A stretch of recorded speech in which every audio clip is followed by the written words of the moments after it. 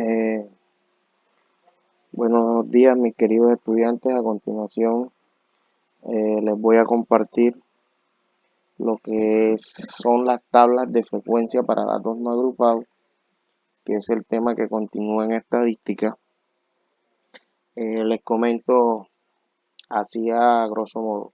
Estas tablas nos permiten presentar la información de una manera resumida, precisa y concisa, de modo que cualquier persona pueda leer la tabla, leer la información que ahí está consignada. ¿Ya? En primer lugar, esta tabla es una herramienta que nos permite mostrar la información de una forma resumida y en la cual se pueden observar datos porcentuales de un experimento estadístico. Este concepto que está aquí es el de la tabla de frecuencia, que debe ser consignado en el cuaderno. ¿Ok? Bien, en ese orden de ideas, estas tablas también se usan para datos cualitativos y cuantitativos que se puedan representar de manera frecuencial.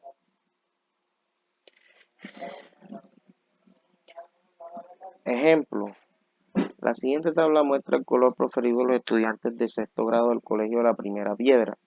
Como pueden observar, aquí tenemos una tablita compuesta por 7 filas, 3 columnas. Y esto que aparece aquí color, más adelante se le va a llamar clase, que es la caracterización de la variable. ¿Ya? Es decir, las características que puede tomar en este caso la variable, que para este ejemplo que está aquí es una variable de tipo cualitativo, porque está buscando la preferencia en el color. Bien, entonces aquí tenemos rojo, azul, verde, amarillo, violeta y una fila que se llama total. Bien, aquí en la frecuencia, más adelante, vamos a dar la definición de frecuencia. Por ahora es un ejemplo.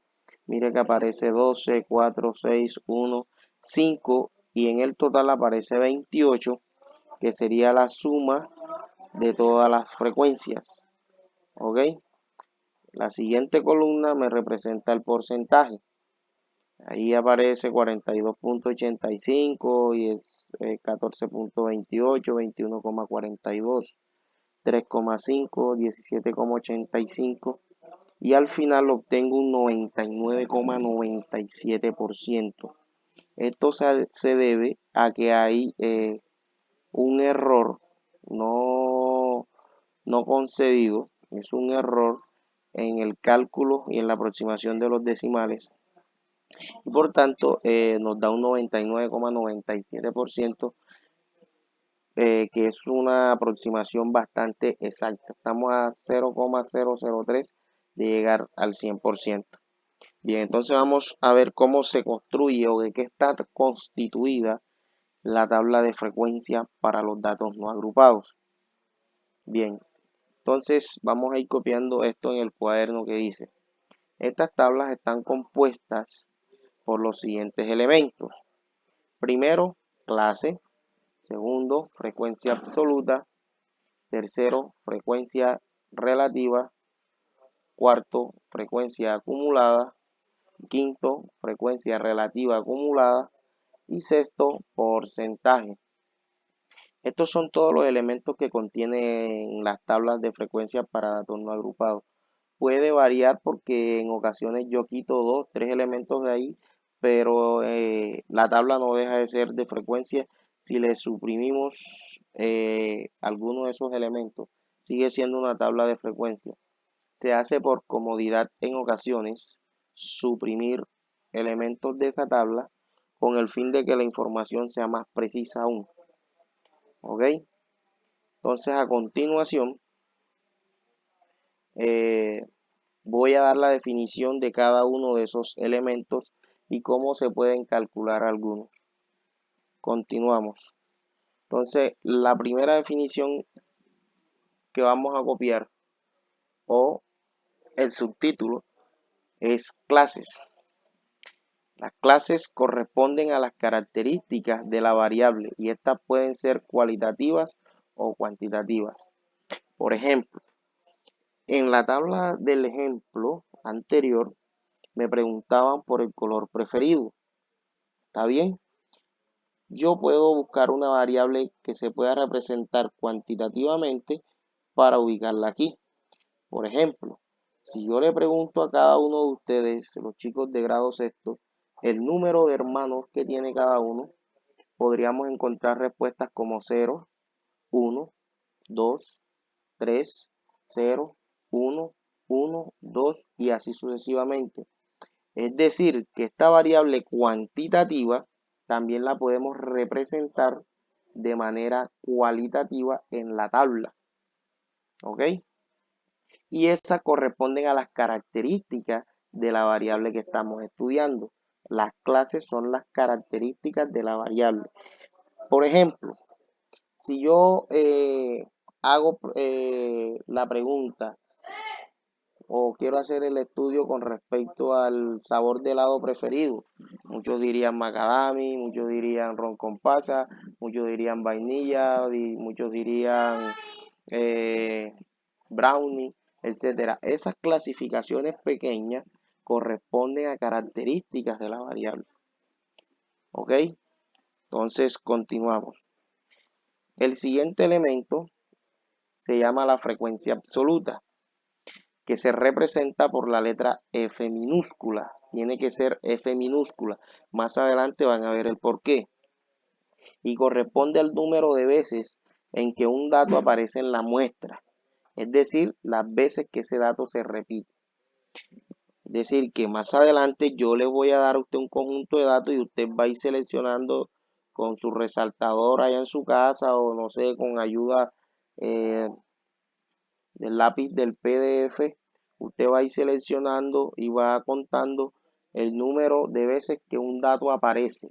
Eso es la frecuencia, el número de veces que ese dato aparece. Bien, el siguiente elemento se llama frecuencia relativa. Se representa con las letras F minúscula e R minúscula y corresponde al cociente o división de la frecuencia absoluta que vimos anteriormente, que es F minúscula, entre el total de datos, que es N. Y esta es la fórmula por la cual la vamos a calcular. F sub FR igual a F dividido entre N. Bien, aquí voy a hacer énfasis en dos cosas. Primero, que esta fórmula cuando se vaya, a utilizar en la tabla, se puede representar como una fracción o como un número decimal. Para eso van a necesitar la calculadora. Si no tienen calculadora, les recomiendo que utilicen por el momento el celular. Bien, entonces, como ya les dije, la puedo dejar como fracción o la puedo representar como un número decimal. Para los números decimales vamos a tomar las 2 o 3 primeras cifras decimales. Es decir, después del 0, 0, voy a tomar 3 números o 2 números, dependiendo el ejercicio. ¿Ok? El siguiente elemento de la tabla se llama la frecuencia acumulada. Esta se representa con la letra F mayúscula. Vieron que la absoluta se representa con la letra F minúscula y esta se representa con la letra F mayúscula. Y corresponde a la suma de las frecuencias absolutas de todos los valores inferiores o iguales al valor considerado. No se vayan a alarmar si no entienden la definición. Esta definición se aterriza, claro, con un ejemplo. Entonces, cuando lleguemos allá a la clase del ejemplo, voy a explicarles con detalle cómo se calcula la frecuencia acumulada. Por ahora, esa es la definición que quiero que copien en el cuaderno. Bien, luego viene la frecuencia relativa acumulada. Miren que ya teníamos la frecuencia relativa y ahora acá tenemos la frecuencia relativa acumulada. Y miren la diferencia. Esta se representa con la letra F mayúscula, R minúscula. Y corresponde a la división o cociente entre la frecuencia acumulada, F mayúscula, y el total de datos, N. Es decir, y ahí está la fórmula como la vamos a calcular. Bien, aquí suceden dos casos. Uno, que nosotros podemos resolver esto de manera decimal, es decir, haciendo la división y ir colocando en la tabla el resultado de la división, o la podemos representar multiplicándola por 100. En ambos casos, el resultado al final del último renglón de la tabla debe ser 1 o debe ser el 100%. Más adelante van a ver el por qué. Con ambos voy a explicar ejercicios. Bien, y por último, que es la última columnita que nos aparece en la tabla, se llama porcentaje, el cual se representa con el símbolo de por ciento. Por ciento significa, o porcentaje significa, dividir una unidad en 100 partes iguales. ¿Ya? Bien, entonces se representa con el símbolo por ciento y corresponde a la multiplicación de la frecuencia relativa FR, mire que es frecuencia relativa F minúscula, R minúscula, por 100. Es decir, y ahí está la fórmula, con la que la podemos calcular.